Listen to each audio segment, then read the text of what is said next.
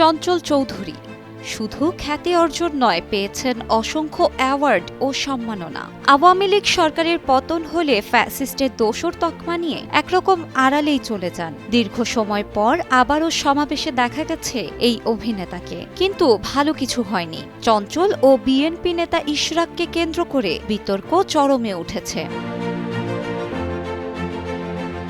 সম্প্রতি বিআইএফএ অ্যাওয়ার্ড পেয়েছেন অভিনেতা চঞ্চল চৌধুরী। তার হাতে পুরস্কার তুলে দিতে দেখা যায় বিএনপির তরুণ নেতা ইশরাক হোসেনকে। ঘটনাটি দেশের অধিকাংশ মানুষকে অবাক করেছে, কারণ শিল্পী সত্তাকে পাশ কাটিয়ে এই চঞ্চল চৌধুরী আওয়ামী লীগের সঙ্গে মিশে গিয়ে খালেদা জিয়াকে অবরুদ্ধ করে রেখেছিলেন। প্রশ্ন উঠেছে, সেই চঞ্চল চৌধুরীর হাতে কিভাবে পুরস্কার তুলে দেন ইশরাক?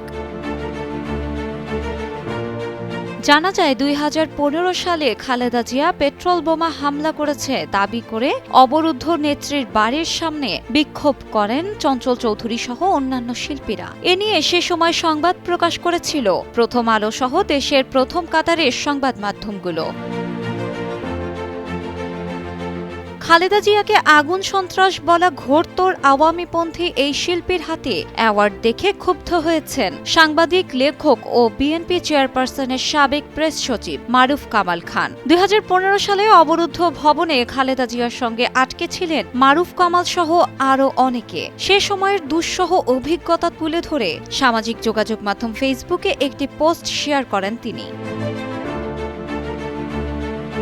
দুঃখ প্রকাশ করে মারুফ কামাল খান তার পোস্টে জানিয়েছেন, অবরুদ্ধ থাকা অবস্থায় চঞ্চল সহ এদেশের অনেক শিল্পী বিএনপিকে অগ্নিসন্ত্রাস আখ্যা দিয়েছে। এগুলো কি সাংস্কৃতিক কর্মকাণ্ড ছিল?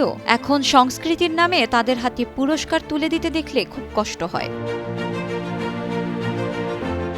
দীর্ঘ আন্দোলনের পর পতন হয় আওয়ামী লীগ সরকারের। প্রত্যক্ষ ও পরোক্ষভাবে হত্যা ও বিভিন্ন অন্যায়ে জড়িতদের বিরুদ্ধে মামলা দেয়া হয়, যে তালিকায় নাম আছে শিল্পী চঞ্চল চৌধুরীরও। আওয়ামী লীগের হয়ে বিভিন্ন সময়ে সক্রিয় থাকতে দেখা গেছে চঞ্চলকে। তার বিরুদ্ধে রয়েছে হত্যা মামলা সহ একাধিক মামলা। কিন্তু এই চঞ্চলকেই জনসম্মুখে পুরস্কার তুলে দিতে দেখে ক্ষুব্ধ হয়েছেন নেটিজেনরা।